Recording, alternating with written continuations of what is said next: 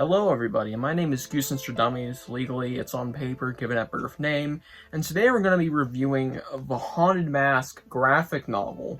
This has just released just around a week ago, and this is for the upcoming October season of, Halloween.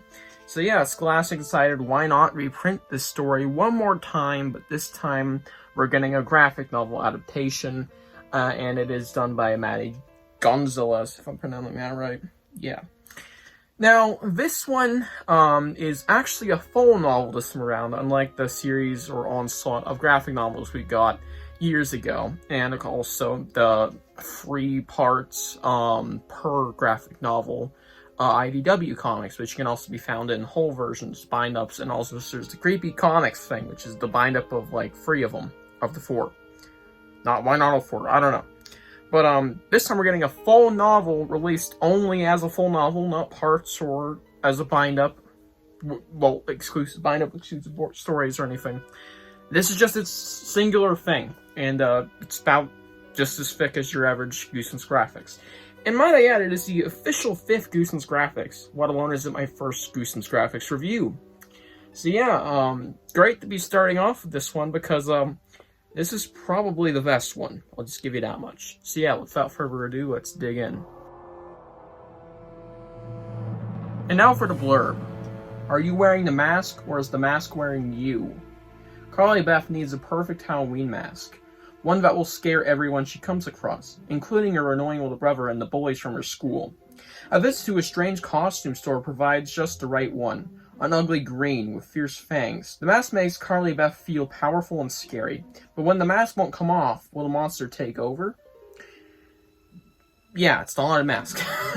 Wow, what did you expect? You expect this to be a completely different story? No, it's literally just Haunted Mask as a graphic novel with some slight changes and variation, of course. Just a new version of it. And that's for me rating it off, basically, is how accurate of an adaptation it is. Since this is my first graphic review, I kind of have to put this down. How accurate it is to the original source material in terms of, like, following the story. It doesn't mind if it takes creative changes and stuff. I will be pointing this out, and if I like them or not. And, of course, the art style. Because, I mean, that is the whole point of graphic novel, is the art. And, of course, if it's a decent read. So, yeah, honestly, I think it is pretty darn good. I don't prefer it over the original, and I wouldn't put it on par with it. I don't think it's as great, but it is still a really solid read, I feel. And I do pretty much enjoy it overall. So let's just talk about what I love about this.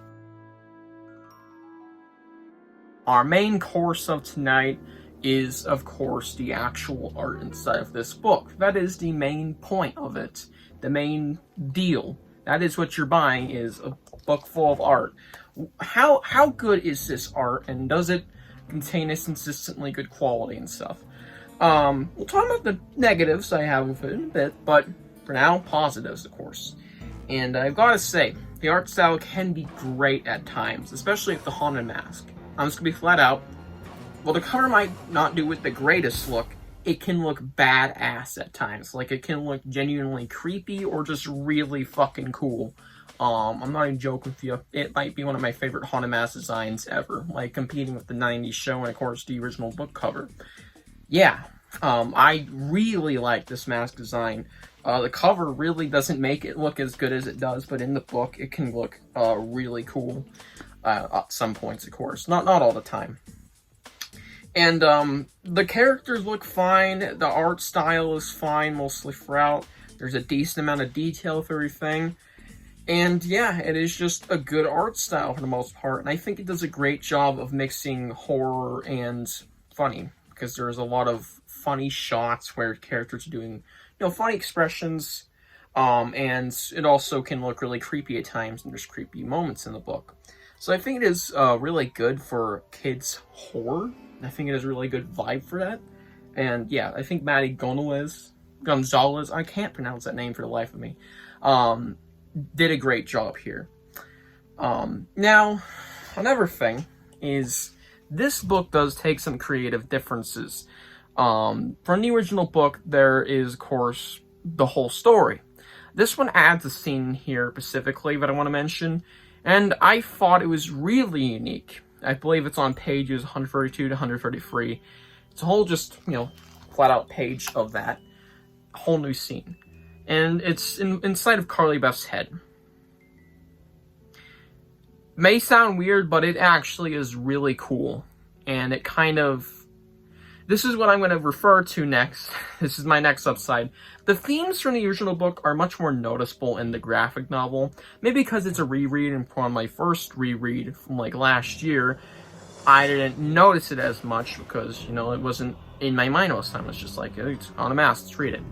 That might be the case, but either way, the themes from the original novel, the original book, are more, noticeable here, I feel, and that scene kind of helps it out. And, well, we're in spoilers. It's the scene where Carly meths in her brain, and she has no face, and she's looking at her real head and the haunted mask on her head, and it's like choosing your destiny type stuff. And it's a really cool scene. There's also some nice paragraphs of description. I think the writing is solid all throughout, even when characters are talking, but also there's the thinking and the narration that you get every now and then. And this book just has a lot of really good art, really good moments, really good adaptations and depictions from the original book. And if I had anything else to say, I think the references are pretty neat. They're in there. There's a lot of them. You can find a new reference every couple pages. Like, some more obviously are like the big reference to Stine. There's just a huge one. And then there's a just in-your-face reference to Freddy Fazbear. I'm not even fucking with you. And there's also Chucky and Tiffany. Spoiler review. I don't know, I'm spoiling all the references. But there's also like a hard, easy to miss reference of Tim Jacobus. And probably forgetting more. And there's also apparently a hidden Curly in the book, which I have not found yet. Yeah. So maybe I'll do a video, or a short talking about that, or just an overview. Anyways, surprisingly long upside segment. Let's get to the downsides.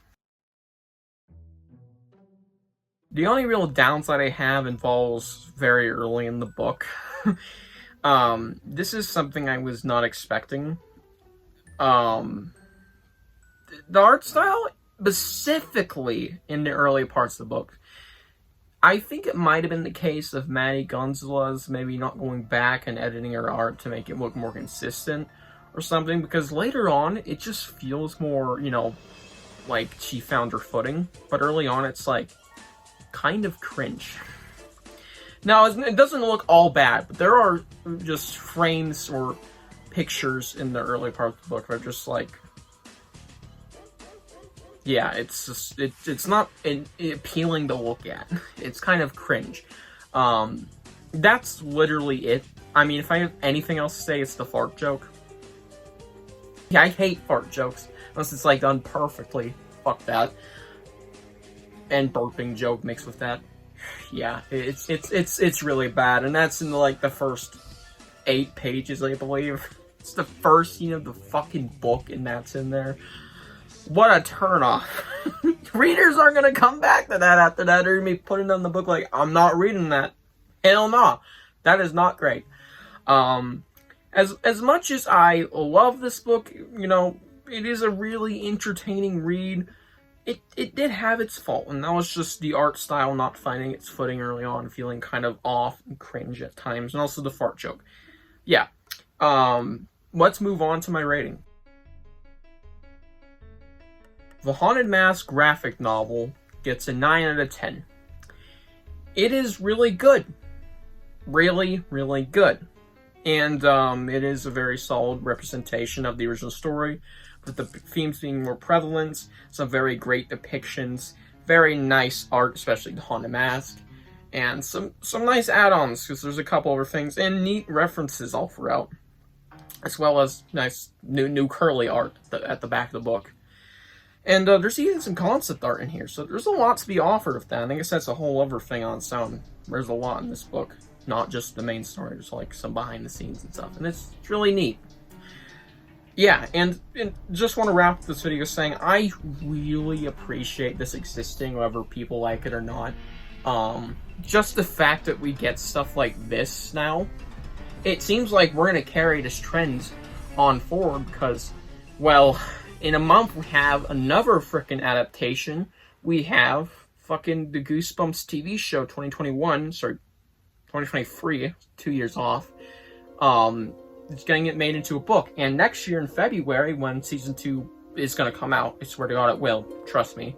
I mean, I saw an article! Anyways, we're getting the novel for season 2. So I'm very glad we're getting stuff like this brought out for Goosebumps, whether it be original stuff, I'd love to see that too, in different formats and just House of Shivers, or just stuff that isn't from House of Shivers being original, or sequels and stuff, or just adaptations that we haven't seen before. You know, I'd like to see more graphic novels. I actually believe there was one confirmed to be coming out next. I saw it on the wiki, but I don't trust it because I have heard absolutely nothing about that, so I just can't trust the wiki. My bin's just someone trolling. But yeah, very glad we're getting stuff like this. And tell me what you think of the Haunted Mask graphic novel below. Did you love it? Did you hate it? I've actually heard some negative things about it overall. Reception ain't the greatest, but hopefully everybody can at least be on some sort of page like, maybe it looked cool. And we'll see you guys in the next one. Bye.